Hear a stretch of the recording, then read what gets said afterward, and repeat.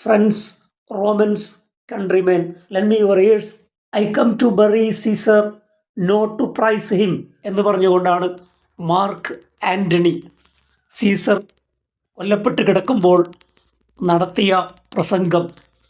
ബ്രൂട്ടസിൻ്റെ പക്ഷത്തായിരുന്ന മുഴുവൻ ആളുകളെയും ഒരൊറ്റ പ്രസംഗം കൊണ്ട് തൻ്റെ പക്ഷത്ത് നിർത്താനും ജൂലിയസ് സീസറിനെ കൊന്നവരെ തിരഞ്ഞുകൊണ്ട് ആ ജനസഞ്ചയമൊട്ടാകെ റോമിൽ റോന്തു ചുറ്റുകയും ചെയ്തു.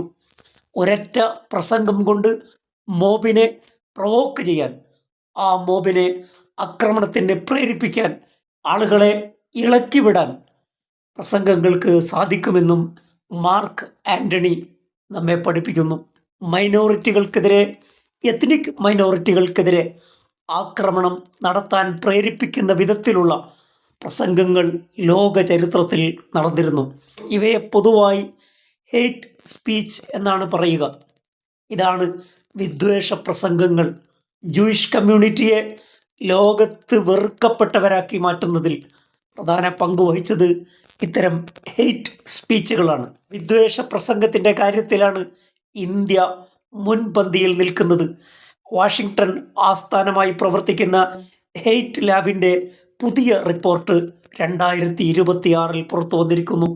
2025 ഇന്ത്യയിലെ വിദ്വേഷ പ്രസംഗങ്ങൾ 10 മടങ്ങ് വർദ്ധിച്ചിരിക്കുകയാണ്. 2023 അപേക്ഷിച്ച് 2025 ഹെയ്റ്റ് സ്പീച്ചിൻ്റെ വർധന 97%.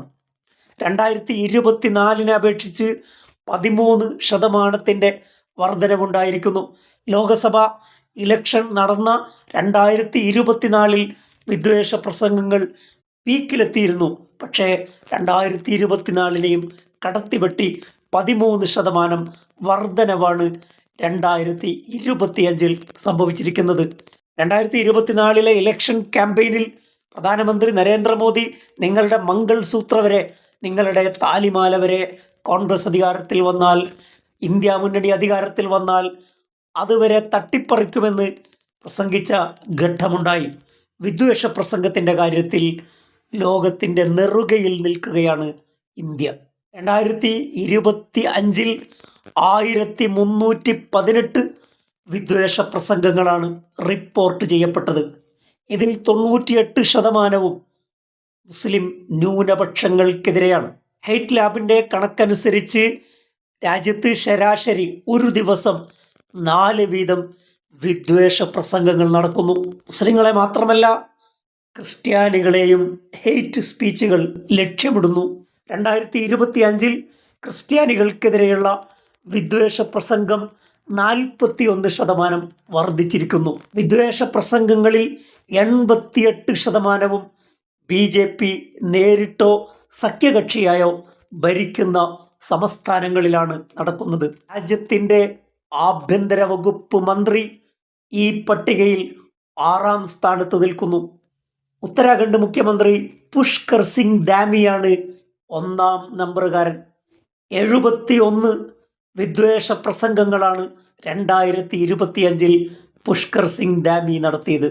2ാം സ്ഥാനത്ത് VHP തലവനായ പ്രവീൺ തൊഗാഡിയയാണ്.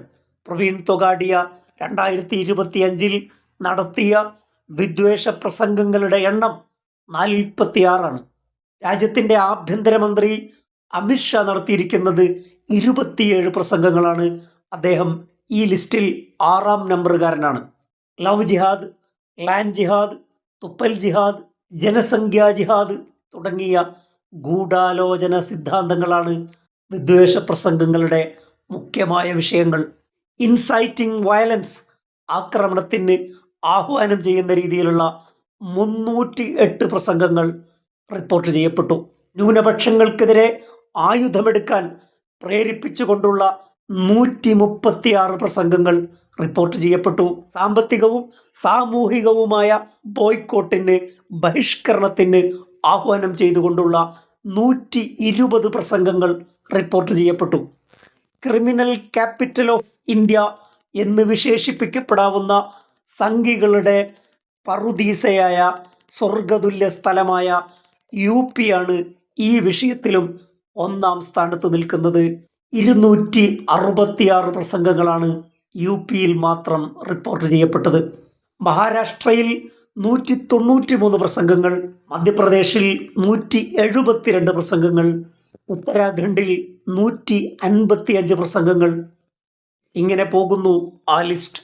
2018 തെഹ്സീൻ പൂനെവാല കേസിൽ സുപ്രീം കോടതി ഹെയ്റ്റ് സ്പീച്ചിനെതിരെയും മോബ് ലിഞ്ചിങ്ങിനെതിരെയും ആൾക്കൂട്ട കൊലപാതകങ്ങൾക്കെതിരെയും ശക്തമായ മാർഗനിർദ്ദേശങ്ങൾ, ഗൈഡ് ലൈൻസുകൾ പുറപ്പെടുവിക്കുകയുണ്ടായി. എല്ലാ സംസ്ഥാന സർക്കാരുകൾക്കും ബാധകമാകുന്ന ആ നിയമവും നിർദ്ദേശവും മാർഗദർശനങ്ങളും ഗൈഡ് ലൈൻസുകളും നോക്കുകുത്തിയായി മാറുകയാണ്. മുഖ്യമന്ത്രിമാർ, പ്രധാനമന്ത്രി, ആഭ്യന്തരമന്ത്രി ഉൾപ്പെടെയുള്ള ആളുകൾ നടത്തുന്ന വിദ്വേഷ പ്രസംഗങ്ങളെ ആർക്ക് നിയന്ത്രിക്കാൻ കഴിയും? വിദ്വേഷത്തിൽ നിക്ഷേപിക്കൂ, വിഭജനത്തിൽ വിശ്വസിക്കൂ, അധികാരം നിലനിർത്താം. ഇതാണ് BJPയുടെ ടാക്ടിക്. മറ്റൊരു വിഷയവുമായി അടുത്ത എപ്പിസോഡിൽ. Thank you for watching.